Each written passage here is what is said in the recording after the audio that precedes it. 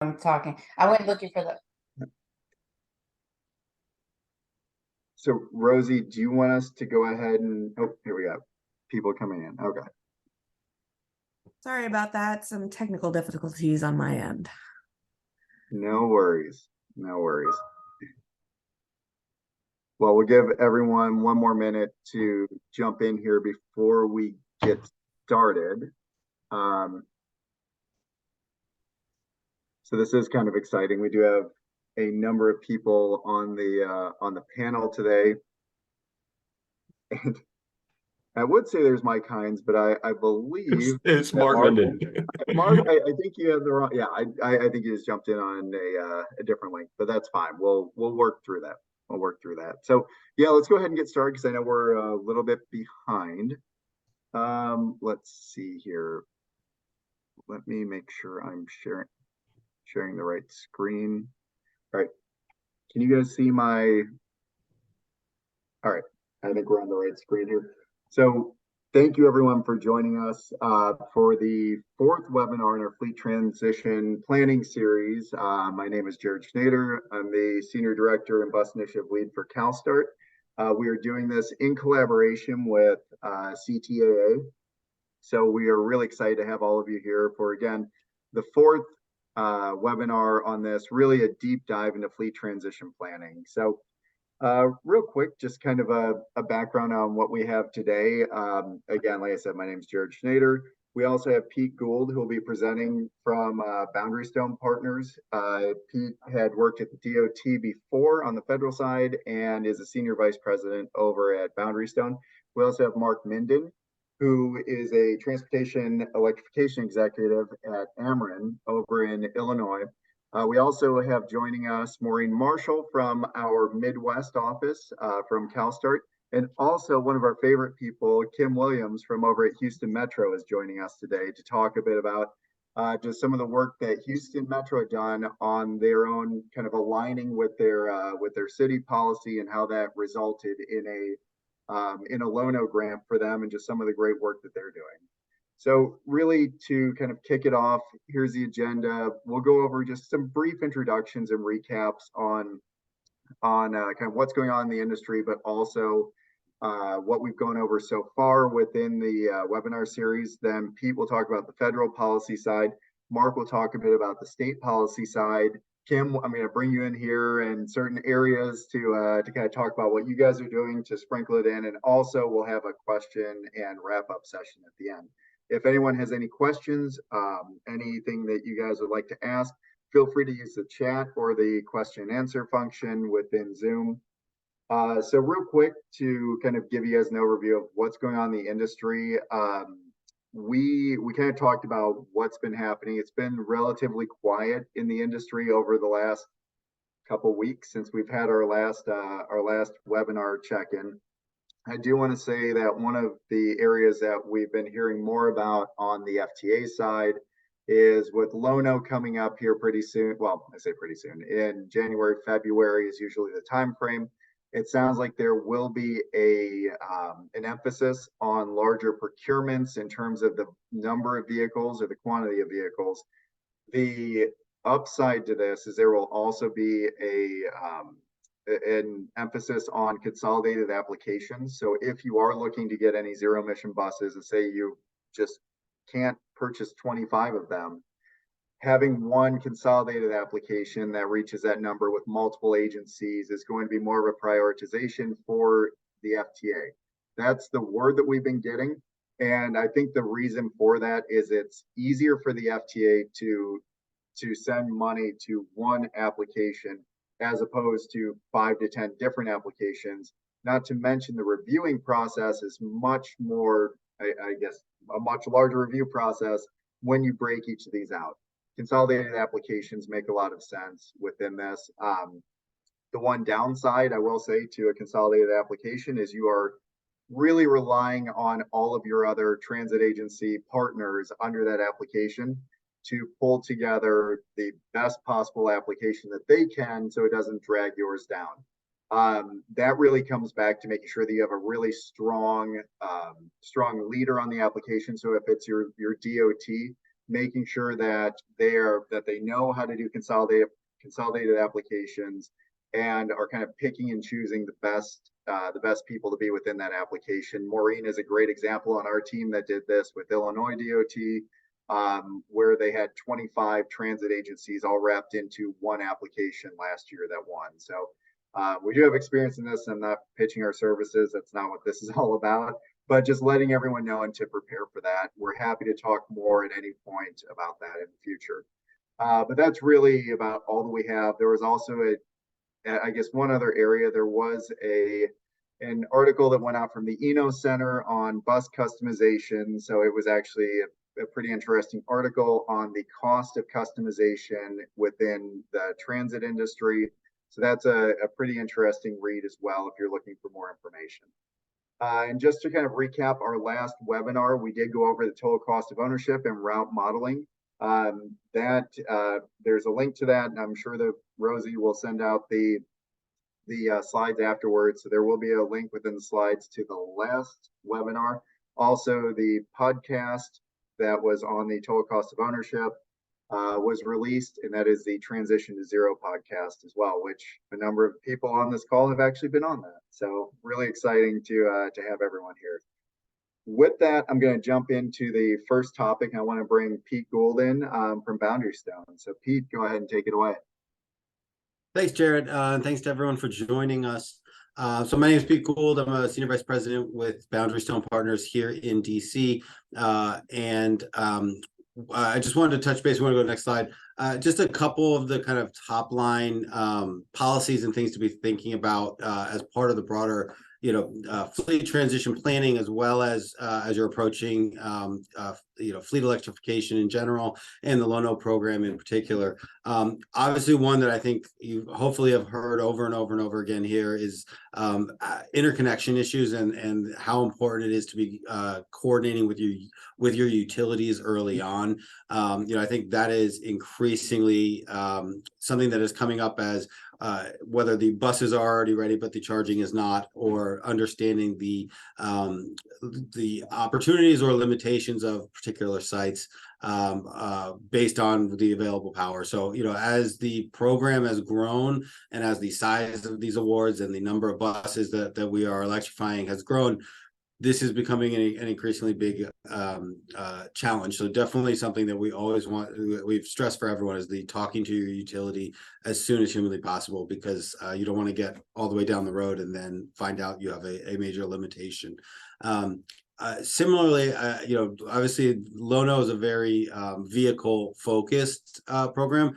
We also do always want to emphasize the importance of really future-proofing the zero-emission bus charging infrastructure, not only from a grid capacity to make sure that we are kind of making not just the investments needed for right now, but for a broader, for a more full fleet transition. But then and that I think really applies to when we're looking at bus facility grants for charging, making sure that we are taking a kind of a whole facility approach here, as opposed to just kind of what are the chargers we'll need for these buses.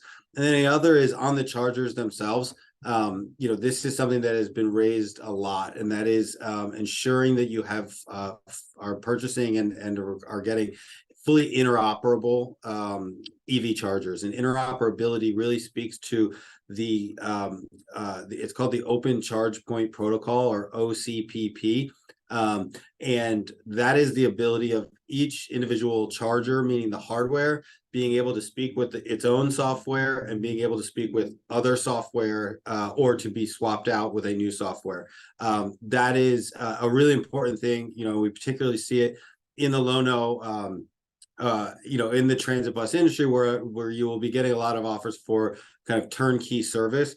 What you want to make sure is that you have fully interoperable charging, because otherwise you are subject to vendor lock, where you are buying a charger that only works with that charging provider and its software. And as you grow and as new technologies and new innovations come in, you really want to lay that foundation with fully interoperable charging. So that's one thing. It also allows for a lot of managed charging, which is already an important tool. But again, as the number of vehicles at a site grows, the ability to actually manage the charging, meaning so that you're not all blasting away at full power at the same time, that you are making sure that you're charging to the fullest extent possible during less expensive times and off-peak hours, and that you're then also making sure that the vehicles are ready when you need them.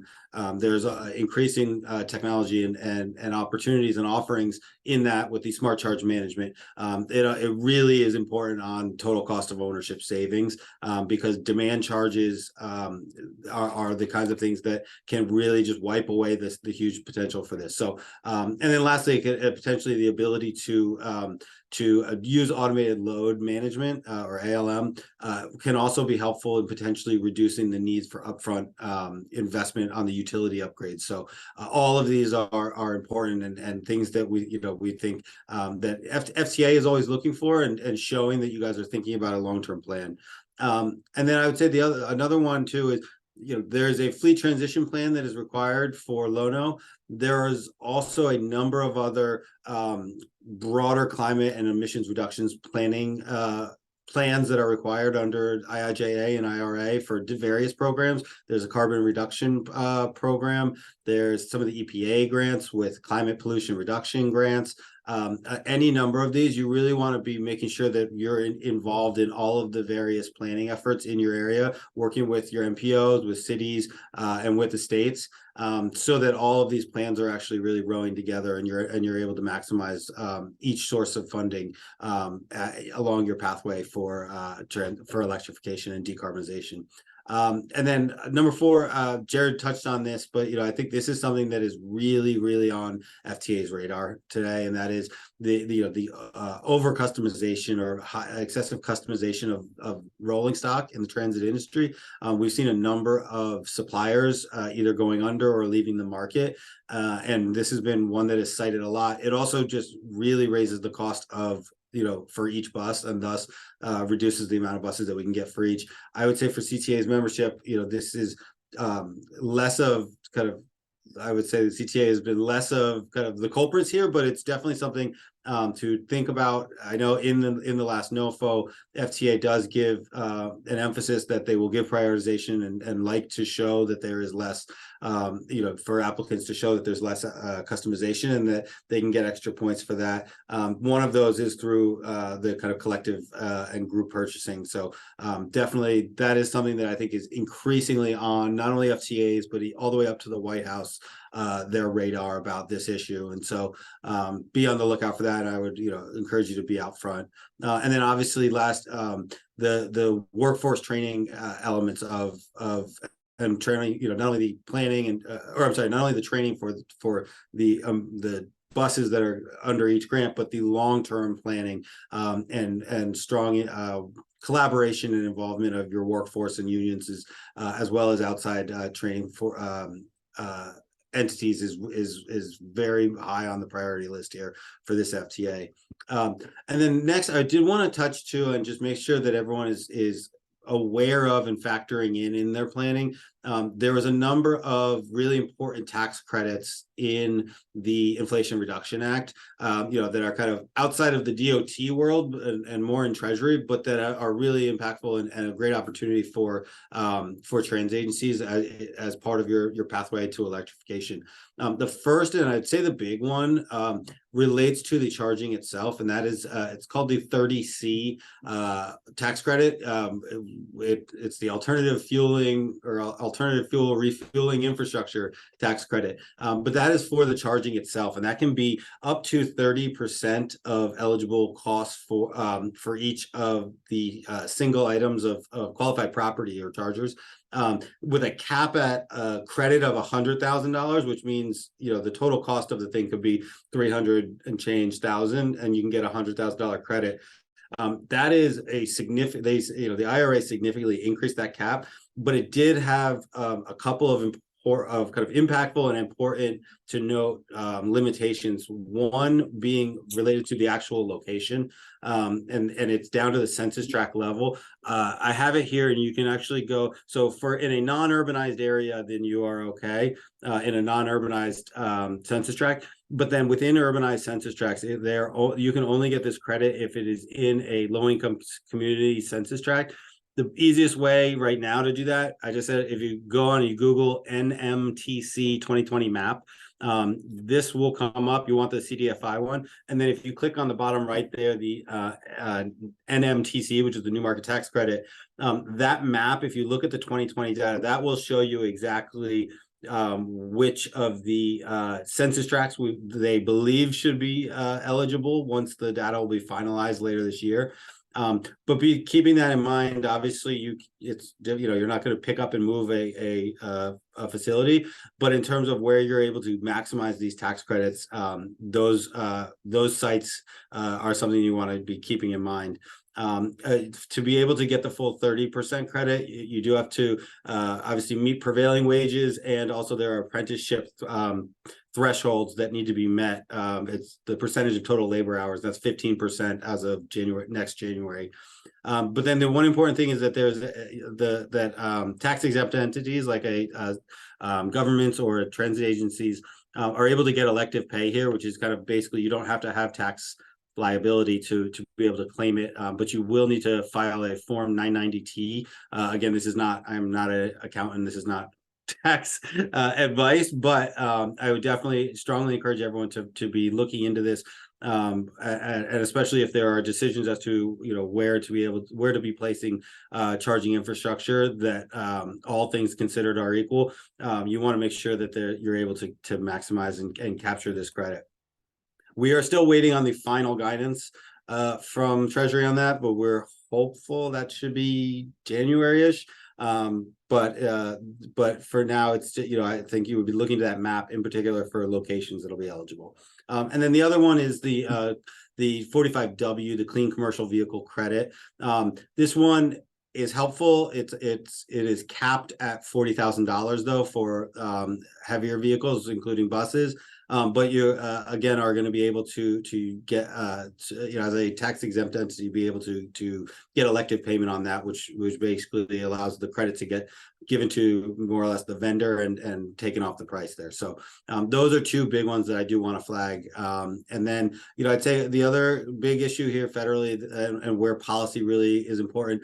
We're seeing in the appropriations bills there are big pushes to cut some of this funding and to reduce funding. The House is I think right now considering amendments, but everyone, it is really important to always be regular and vocal communications with your members of the House and Senate, and House in particular, just to know how important this federal funding is for you, because there's going to be a lot of budget fights over the years. But strongly encourage, this is something that this money from IIJA and IRA didn't just kind of magically appear overnight. It's from sustained and really broad advocacy and outreach and vocal support from industry and from transit agencies across the country. So thank you, and we're happy to answer any questions you guys have. Yeah, thank you, Pete. And I think you're really kind of hitting on the big part around policy is all of this money that comes through is a part of the way that the federal policy is constructed, but it's not like this was done inside of a vacuum, or I'm assuming it was not. This is all done from input from transit agencies, from utilities, from people actually talking to the representatives. And we'll kind of keep that as a theme throughout today's webinar, is how you as transit agencies can actually affect policy both on the local, state, and federal level, but also, as Kim will talk about, how aligning with that policy can actually have additional, I guess, kind of benefits as you're going after, whether it's a loan or trying to kind of align with your state. But before we get into that, I want to bring in Mark to talk a bit about the state policy side here. So Mark, with the name of Mike Hines. With the Mike Hines name. Yeah, appreciate that. Good afternoon. Thank you all for your time. It's exciting to be here. A little background. My name is Mark Minden. I'm the efficient electrification energy business development executive and product development executive for Ameren. It's a big term. But in a previous role, I'm going to kind of wear two hats here. I did operate and own a on-demand electric vehicle microtransit company that catered to cities and public transit agencies. So I kind of have that background as well. Now, when we really look at policy on the state level, it becomes interesting. I was listening to Pete and thinking of the federal level and sort of what leads the other, right? The FTA originally came about through the stoplight signals. So we started creating cars and then roads, and then one city would have green, purple, blue, and the other city would have red and yellow, right? And so these individual states and areas would create their own systems, but there needed to be a federally governed way so that if I'm driving in Oklahoma, I'm going to see the same thing that I'm driving in New York, right? And so policy really is kind of a two-way street. It's the squeaky wheel gets the grease, as we're talking about earlier. It's being in front of everyone and describing what your needs are and making sure they're heard. And then also receiving policy from the federal side and looking at where is the funding coming from and how do we align to that. A lot of the federal policy does lead the state policy, right? And so trends kind of go that way. We're right now with policy set to encourage and adopt EV priorities. We look at the state of Illinois, and I'll talk about this in a second, that has direct policy and funding and guidance that we want to get to, that helps lead organizations like the utility company, Ameren, that I work for now, to create incentives and other things to follow through on that state to achieve what they're trying to achieve. We're establishing funding mechanisms, and that's from an Ameren perspective, that's what we're tying into, is how do we incentivize as a utility? How do we work with the transit agency on future electrification plans? How do we work with other stakeholders to, and I love what Pete said earlier too, the conversation needs to be had immediately. You don't want to get a grant and get to the end and realize that you're not able to do it because the infrastructure isn't there. So working with that, I really want to say it's breaking down silos. In order to be successful at anything, you have to go through multiple departments, multiple stakeholders, and have a really good understanding. And thankfully, there's organizations like Calstart that help do that. If we look at, we were talking earlier, the NOLO grants are coming out, and you're going to need multiple transit agencies. Well, sometimes transit agencies talk to each other, but there needs to be an avenue and a mechanism where they can collide together and have an open forum. And nonprofit organizations like Calstart really help that, even in being involved in this presentation today. So it really becomes an ecosystem of how do you get the information, how do you collect people together to work towards common goals, and how do you follow that within the state policy to have the biggest advantage possible to have a success with what you're implementing. You have to develop those strategies for state funding and for building out the infrastructure. You have to be aware of what the state policies are and where you can play in and fit into those. And organizations can help you with that, as well as conversations with other transit agencies that have had success. You look at coordinated first responders training and policies and procedures, state by state and city by city, everything's different. And so how do you really follow that to a T and really make sure that you're aligning the state policy that could be different than the city policy? You're aligning the city policy and fitting within those constructs, and then tying that back into the federal policy. So it's really, there's a lot of different moving parts there. And I think that's kind of what becomes difficult is the education aspect on the policy, because it does change so much. It's changing federally, it's changing locally, it's changing statewide. And so a lot of the challenge is finding that information and tapping into it. There are a lot of resources out there. but you've got to have the wherewithal to do it and the workforce that's dedicated to go out and seek it. And that becomes a challenge too, right? And then encourage innovation. Battery storage is a huge topic right now. Microgrids, right?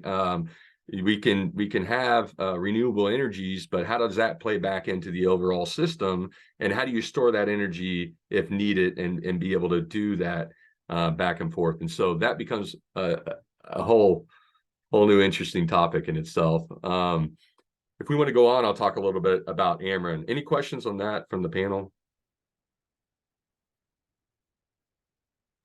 Nope, I don't think so. I think let's just, we'll keep going through and then we'll answer questions along the way. Perfect. Thanks, Mark. So efficient electrification and product development executive. I'm 4 weeks in, so it's taken me a while to learn how to say that in a smooth tone. But Ameren, Illinois covers a large portion of Illinois, not Chicago, but the majority of it. And our electric customers are over 1.2 million. We do have natural gas customers too, and we're growing our natural gas in the state of Illinois and have directives towards that. We're at 800,000 right now. We're distribution only. So what's different, Ameren has two energy companies. We have Ameren Missouri and Ameren Illinois. On the Ameren Missouri side, they do generation. So they produce the electric, and there's a lot more opportunity for flexibility and profit and innovation there. On the Illinois side, we just distribute the electric. We buy it from wholesalers, we get it and pre-approved and at what price, and then we're the distribution mechanism for the energy within our geographic area. Our headquarters is in Collinsville, Illinois. Next slide. And so what do we do to follow state policy? Well, enacted on September 15th in 2021, we had the Climate and Equitable Jobs Act over within the state of Illinois too. And what they're attempting to do is create a pathway to 1 million Illinois electric vehicles by 2030. And so our state policy is saying we want electric vehicles. We want 1 million of them by this time. Well, how do we get there? The energy company immediately went to work and said, how do we do what we can to follow this policy and incentivize and catapult the adoption of electric vehicles? And so some other goals of this too, before we go to the next slide, was to provide that equitable access, targeted communities that disadvantaged communities, E and J communities, and that follows a lot of the federal policy with the Justice 40 initiative, right? And so how do we make sure that we're intentionally focused on communities that have been marginalized for a long time? And then, of course, promote energy efficiency, loading on offload times, right? Incentivizing different aspects. And so go ahead, next slide. Us as a utility company went in and we said, okay, what we need to do is we need to replace fossil fuels and reduce emissions. So that's our goal. We're gonna try to replace the fossil fuels, and it's a big paradigm for a public utility company to now become the gas company, right? And replace the vehicles, which takes a lot of infrastructure, charging stations, and choreographing that with multiple departments and agencies. We wanted to improve electrical usage load and minimize peak demand impact. So create programs where people would get incentivized to charge at different times. We wanted to target clean energy adoption. Of course, encourage EV infrastructure development, especially from electric utility perspective, and then benefit your EIE communities. Again, focused on helping those that need it most, and then expand the education and the outreach, and really sort of be that teacher, if you can, for the area of what grants there are, what incentives there are, and what are other agencies and stakeholders are playing in this ecosystem, so that there can be synergy and connectivity together. So methods, we did delivery rate incentives, time of usage rates, we subsidize infrastructure costs, so we'll pay a portion of the EV infrastructure going in for areas that qualify, and specifically focused on your EEI communities, and then rebates. And then so that's the methods we did, and now we've come up with new programs. Next slide. And so we've come up with a fleet assessment program for free to people that companies or universities, communities that want to look into clean energy transition. Driver's education program. So providing a curriculum to high schools and to other educational outreach to inform the benefits of electric vehicles, but also show how to drive them, how they operate, and get them involved early on in the industry, because there'll be a lot of jobs there as well. And then looking at charging vehicle rebates in EIE communities. Trade allies. So we're looking at our vendor list and how do we intentionally have our vendor list be both experts at the electrification and what they're providing, but also focused on minority businesses and businesses that fit that criteria, so that everybody is being able to add towards this ecosystem of electrification. And then community engagement, and this is the program I'm helping to run, which is CEC, and that's to really get involved with communities and cities and do a overall comprehensive plan and tie in transit and tie in every avenue that we have and best practices to create a roadmap and a plan to help them get on their path for electrification. And we can go to the last slide, which has my information. Mark Minden, not Mike Hayes, and my cell phone there. That I don't have a company phone yet, but I'm getting one soon. But so you got my personal cell. Appreciate everybody's time. Absolutely. And Mark, one thing I want to point out that you brought up that I think is that's important for everybody on this webinar right now to understand, when we're talking about aligning with policy, you guys had, and I'll go back a few slides maybe, you had talked about some of like your delivery rate incentives, time of like your subsidized infrastructure costs and rebates. All of that goes into, if you're going to go after a loan or even in just a fleet transition plan, laying this out, like you had said, you guys are offering a free total cost of ownership calculator. All of this stuff goes into it. And could you kind of talk about how, if a trans agency was to come to you and say, hey, what do you guys offer? Like, how can we kind of use this in our application? Can you talk a little bit about how you would Absolutely. with them? Absolutely. And so we'll have an intake to that transit agency, and we actively pursue going out and connecting with people to try to utilize these programs. We're rated on metrics on if it's providing value or not. And so that's a huge piece of ours. There's an intake process. We'll do a meeting with the transit agency and or city, and go through a discovery meeting and look at where they currently are, what the landscape is, what programs, what their knowledge level is. And then from that intake and discovery meeting, we're able to align to the different programs that could benefit those areas. And so we then follow up and start going through each program where there's buy-in, and then work with them hand in hand from start to finish to make sure everything's implemented. Perfect. I appreciate that. And I'm going to stop sharing for a minute because I want to make sure that we're able to kind of have a discussion and no distractions of slides or anything like that. And Kim, I want to bring you in here. Well, first, if you don't mind, give people kind of a background of who you are, where you are, what you do, those kinds of things. And we can also get into kind of the conversation of how policy works for all three of you on this. Yeah, I appreciate it. And so, Jared Marie, thank you so much for letting me join you. I'm big fans of you both and appreciate the work that you've helped us do in Houston.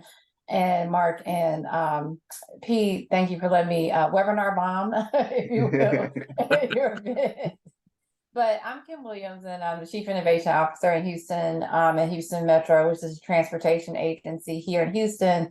We are the regional transportation provider of about 1,200 square miles. We have a fleet of about 1,300 vehicles. It's a diverse fleet of hybrid, CNG, and clean diesel. We have, pursuant to our climate action plan, which I'm the author of, we are moving towards our fleet transition into renewable clean energy fleet options. And so we started looking at electrification, and we received a low-no grant to purchase 20 battery electric buses. Now, we also recently applied for last year's low-no grant, and in that program, we applied for CNG buses, but we'll be using renewable natural gas.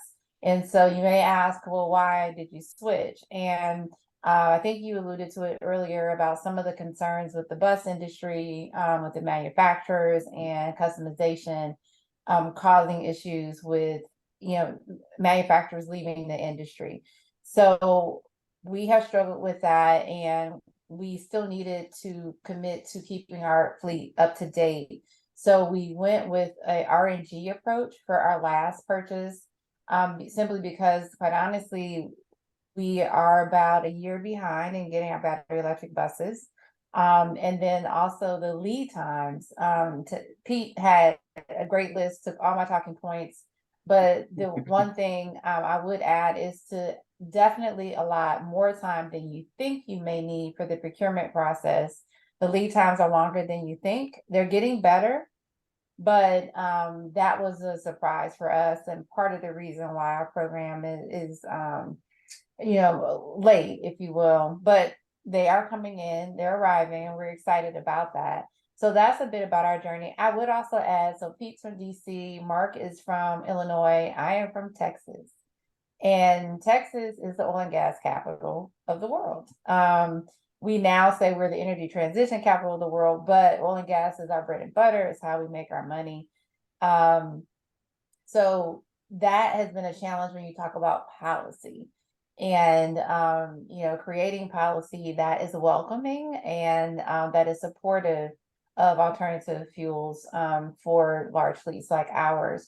I would say that work and that conversation is happening, is robust. Our Chamber of Commerce has really embraced it, and so we are moving forward in those directions, not just for the transit fleet, but also for the city fleet. And I would add just for one more thing for people who are not familiar. So most transit agencies are usually a department of the city. However, we are a separate entity, separate from the city, but we work very closely with them. So I hope that kind of gives an overview of kind of where we are in Houston. Yeah, and so you bring up a really good point about Houston being the energy transition capital. I know you guys have rebranded that. I think that's I like the spin. I never thought I'd see the day, but yes. No, I think that's great. So, and you bring up a really good point. It's your bread and butter of oil and gas. So because Houston has the Evolve Houston plan. It's a citywide plan on essentially going to zero emissions, if I remember correctly, for the entire city. I guess because I know you as a transit agency didn't draft it, but how is that kind of, if you don't mind, if you can talk a little bit about it, how it came about, but also how you guys align with it and utilize that for your own transition? Yeah, absolutely. So Evolve is a consortium, if you will. It includes the city of Houston, it includes CenterPoint Energy, and in Texas, we're decentralized. So CenterPoint does the distribution, but we have retail electricity providers who remarket the service to the public. But CenterPoint is the generator and the distributor. So you have that combination. You also have the University of Houston. So you had the corporate world, you had the government space, and then you also had educational. And what they did is they came together and they helped the city of Houston develop its climate action plan in 2020. And so that plan included all transportation modes and particularly public transit. So we were part of that conversation because obviously, we're, as I mentioned, the regional transportation provider. And but it was more of kind of an outline and goals. And so then we were tasked with actualizing those goals. So that's where we came in and we developed our climate action plan, which was focused on 5 pillars. One was the fleet transition itself. One was looking at creating green spaces at our assets, so park and rides, transit centers. And then thirdly, greening our own facilities internally, creating a greener environment for our employees and then also for our facilities. And that would enable us to transition our fleet, right? And then the fourth was looking at developing partnerships like the one we have with Calstart. And I know you said you weren't going to market yourself, but I'll do it for you. You guys are fabulous because, again, coming from Texas, we just didn't have a lot of models and examples of electric bus fleets in the state. And so we reached out to the people who, were the models for that. And that's definitely California and that's definitely Calstart. So you guys are extremely helpful to us in overcoming the learning curve and then kind of also just learning the lingo and the language and the things that we needed to know that we didn't know. And then the fifth thing was the plan itself. That was a part of our goal, was to create the plan. So that definitely has been completed. And we are now 2 years into that plan. And so where Evolve plays a big role in that, they become our local resource because they do have the relationship with the utility company, they have the relationship with universities. And so we're able to tap those resources to educate ourselves on what we need to do, to look at what workforce development looks like, and also to help us with some of the things we don't know. I think you talked about the last webinar you guys had on the cost of energy and how to track that as you do your service. That's very different than tracking your fleet based on how much diesel you use, right? Or CNG you use. It's a completely different model that we needed to learn. So that's where Evolve has been very instrumental. The other piece, as I mentioned, because we are oil and gas town, Evolve has been a great educational tool, not just for us, but also for the community. Like, why are you doing this? Because the reality for electric buses, they cost more. The infrastructure initially is more expensive. And, we have taxpayer dollars involved. So we have to be able to explain to the public, to taxpayers, why we're doing this, what the benefit is. While you may be spending more at the front, there is savings throughout the life cycle of this project. And Evolve is very good at that. And they've been very helpful at carrying that message out into the community. And I think it was Mark that talked about the engagement with, EJ communities. That has been very, very important. Evolve does a very good job of reaching those communities. And because of that work, our first 2 routes for our electric bus fleets are what we call complete community sites.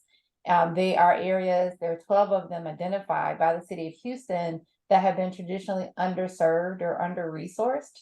And so we call them complete communities because we're going in and we're plugging those gaps to make those communities complete. So we're very proud and excited that our first 2 routes will be in a complete community using this technology. And what we hope to do is to educate people on the advantages of electric vehicles, because a lot of people, like myself, I started out as a school kid on the bus, right? I eventually transitioned, to a car. But a lot of people's first exposure to electric vehicles will be on a bus. And so once they get comfortable with it, they understand it, then when they get into the market for a car, then they have that awareness. The other big component, maybe everyone doesn't need a personal vehicle, but if we can get people out of their vehicles onto a shared trip through public transit, we're improving the environmental issues in our communities as well, because Houston is unfortunately a non-attainment city, and so we're always looking for ways to reduce our carbon footprint. And public transit, I always like to say, short of a bicycle, is one of the greenest ways to travel.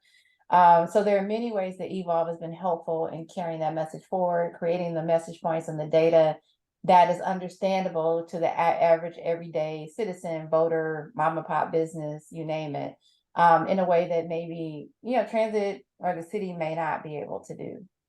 No, that's perfect. And I really appreciate kind of the context and how you guys are looking at this holistically from your city, and not just we're the trans agency and we do this, but making sure that everyone understands it's a complete ecosystem. And Pete, I want to bring you back in here on this, looking at it from a federal lens. And I think I mentioned it before, you used to work at the DOT, if I remember correctly.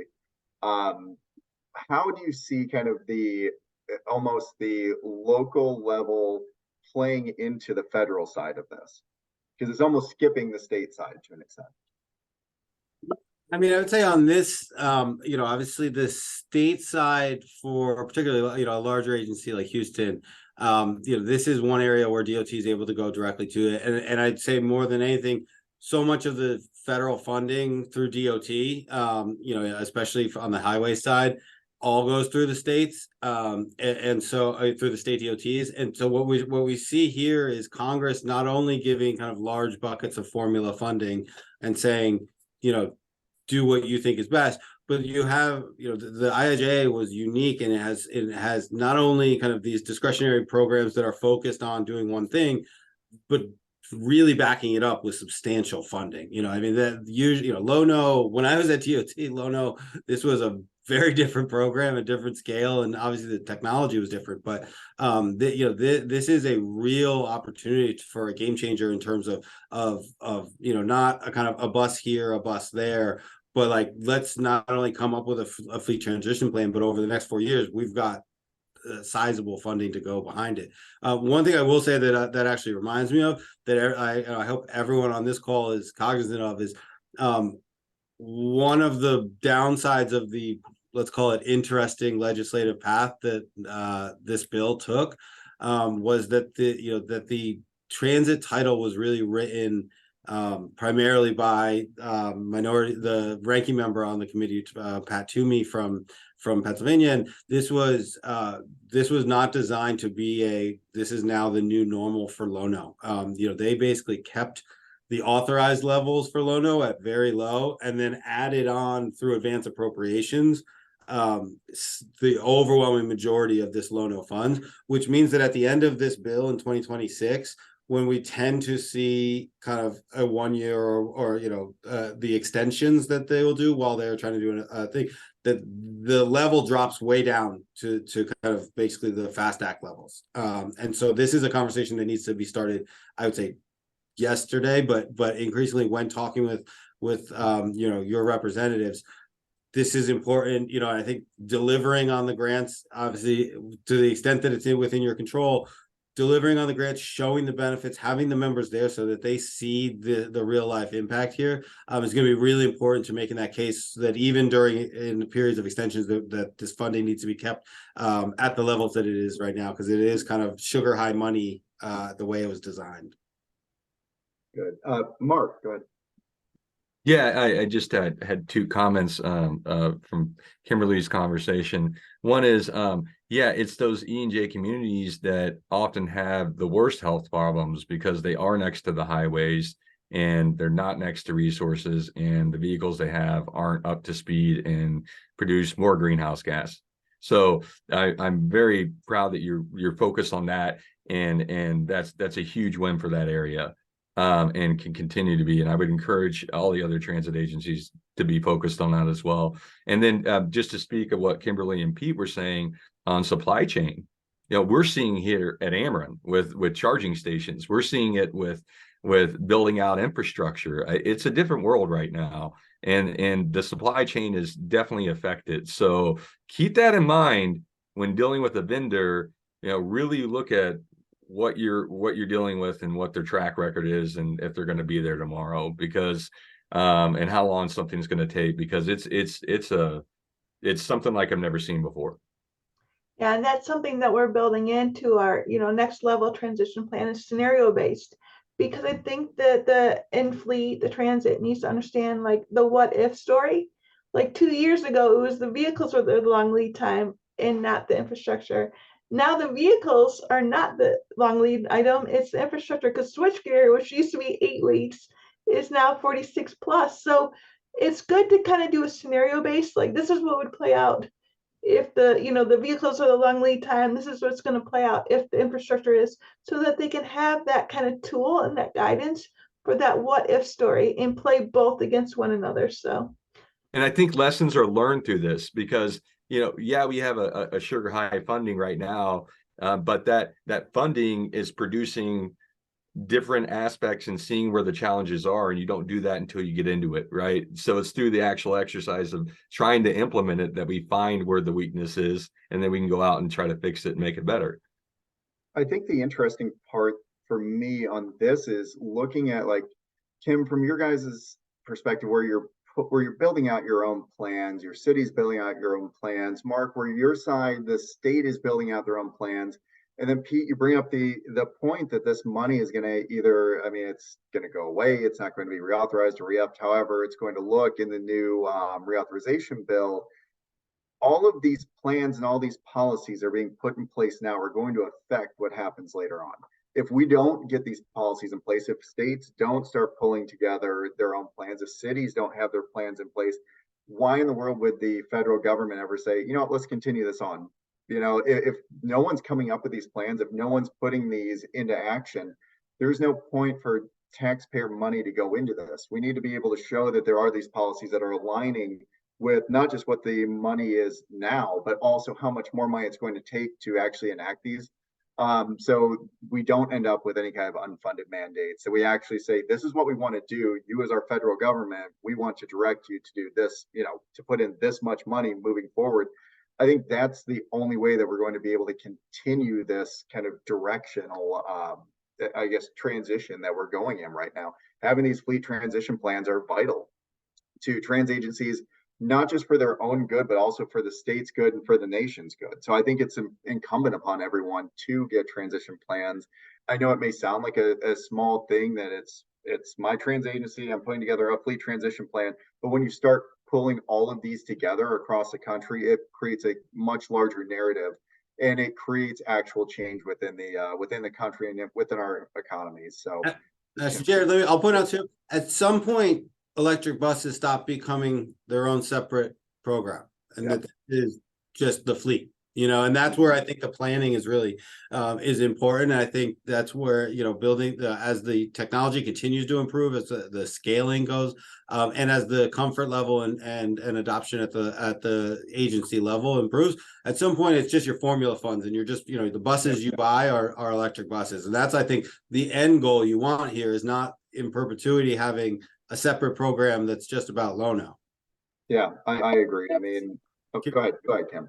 No, I was just gonna say, as I mentioned, when we started our journey, we really didn't have a lot of background or information in electric bus fleets, and we participated. The Federal Transit Administration has a challenge. They called it the Sustainable Challenge for a Healthy Planet. And we participated in the first year. I think it's in year 2 now.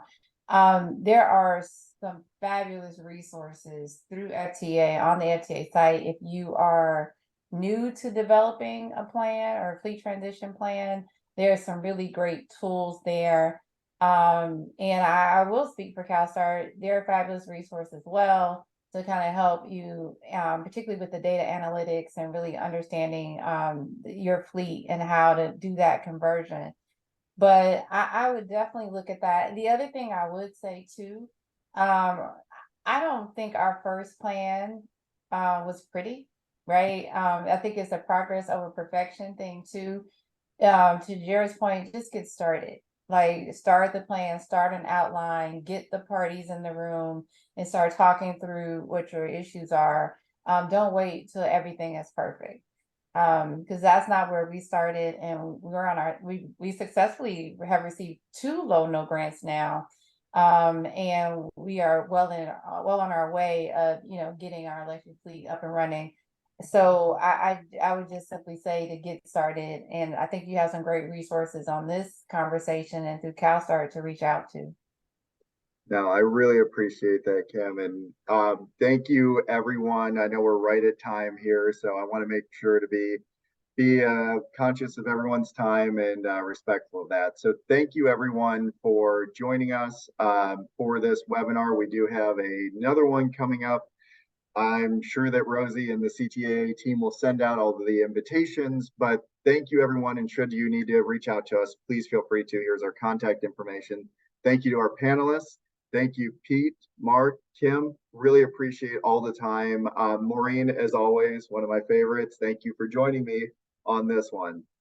Thank you very much, everyone. Thank Have you. a wonderful day. Appreciate it. Have a good day, everyone. Bye.